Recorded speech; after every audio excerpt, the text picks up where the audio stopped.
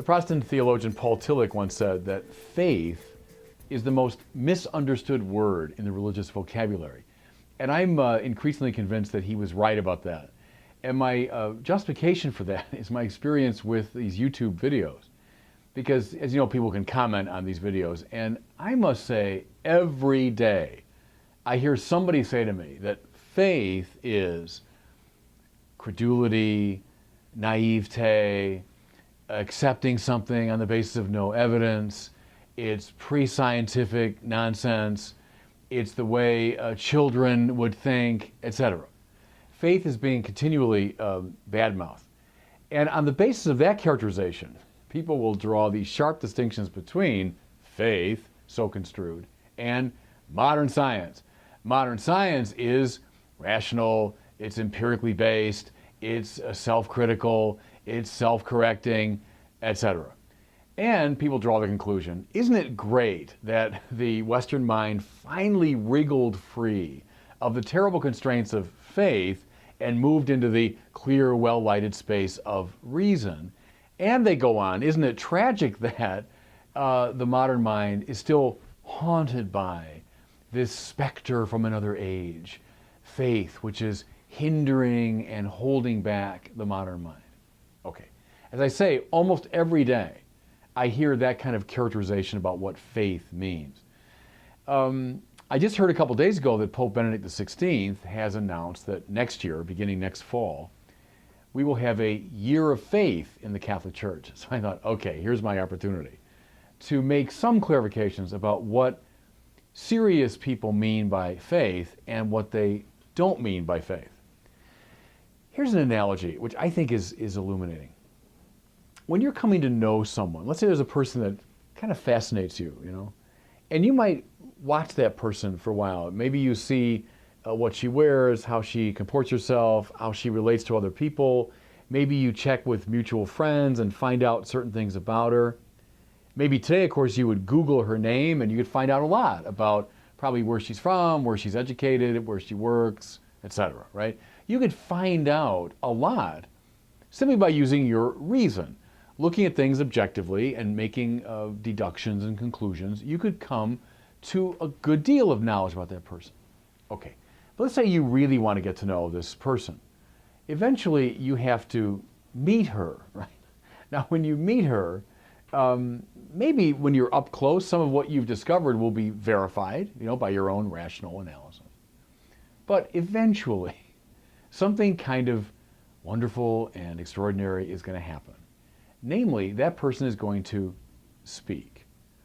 Now, when she speaks, some of what she says probably will be in line with what you already knew.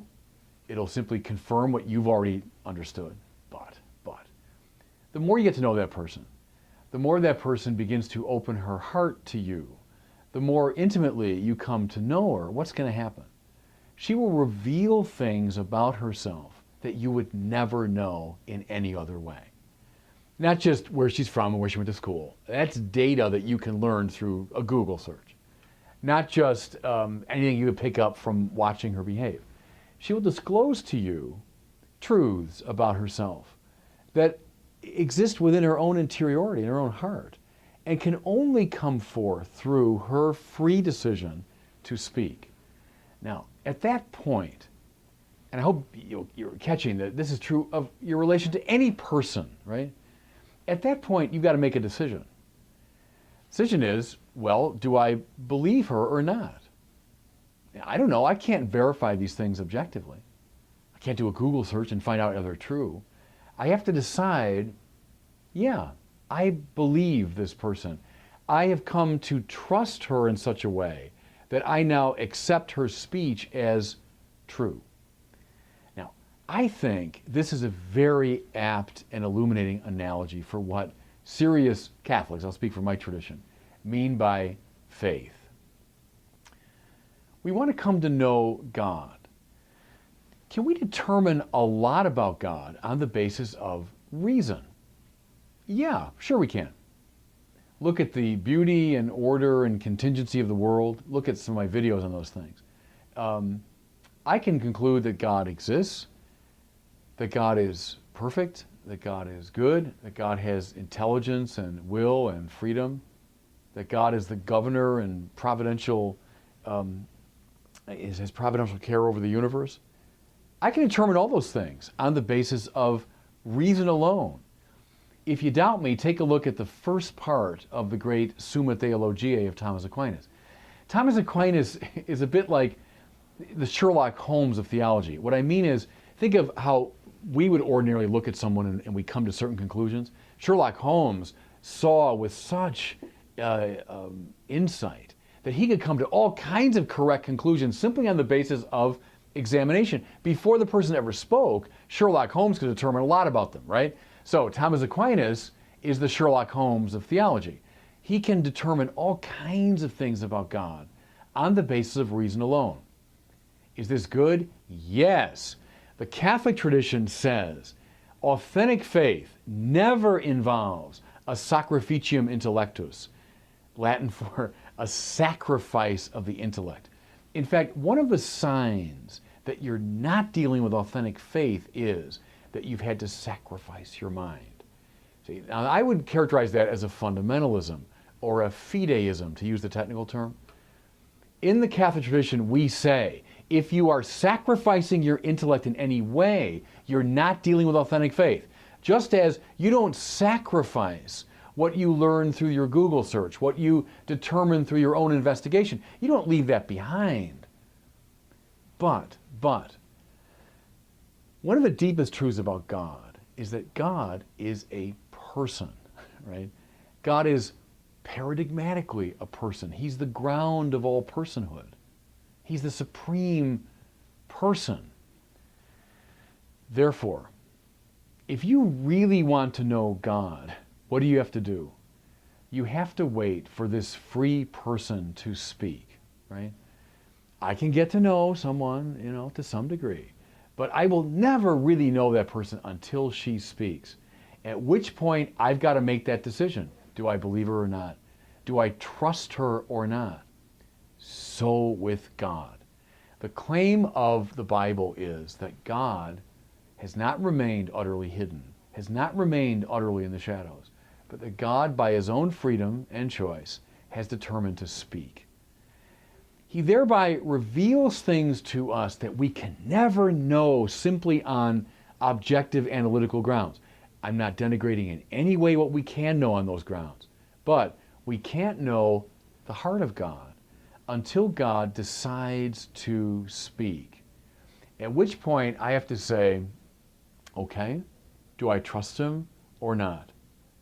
What's faith? Faith for us is that moment of trust. When I say, yes, I accept the truth of the God who speaks. And see, my point is, there's no other way, finally, to know and relate to a person other than faith. And that's true in our human relationships as well. If you were to say, in regard to another person, I will only go on what I can absolutely know through analytical reason, how much of that person will you ever know? Very little. How much of that person will you ever be able to love?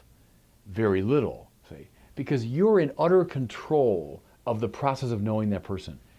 In fact, you have effectively objectified the person.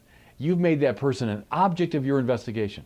Now, a fortiori in regard to God, right? God who is the supreme person.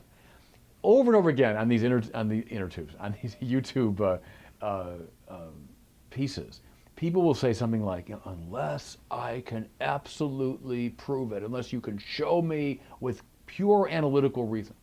And I would say, come on, I'll show you a lot through analytical reason. I'll give you arguments for God's existence and so on. Fine. But you see how you've locked yourself in to this little narrow space. I will only accept what I can absolutely control. Well, heck, you'll never know a person on those terms. If God is a person, he invites faith. Doesn't mean naivete, credulity, accepting superstitious nonsense. I'm driving it. Just as another person, finally, invites you to have faith. How come you married that man or that woman, right? Oh, it's because I had absolutely analytical control over every... Come on. At some point, there was a mutual act of trust. Call it faith, or an exchange of hearts, right? So with God. Faith is the act of saying, Lord, I accept, I trust what you've revealed to me in your own freedom. You know? And that's why faith is not opposed to reason, though it goes beyond it. Just as that trust in another person is not irrational, but it does go beyond reason.